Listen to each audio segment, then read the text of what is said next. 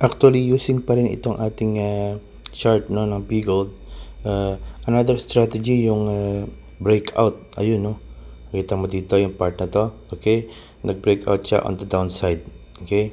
Nagpunta yung price, lumabas dito sa support. Karoon ng breakout. Okay? Hindi siya nag-bounce. Okay? So, another strategy yon na ang ginagamit natin is trend line. Okay? Hindi tayo gumagamit ng kahit anong indicator, right?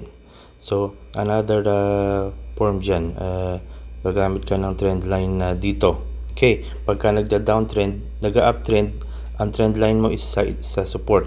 Okay, pagka naman nagda-downtrend, ang trend line mo is sa resistance. Okay.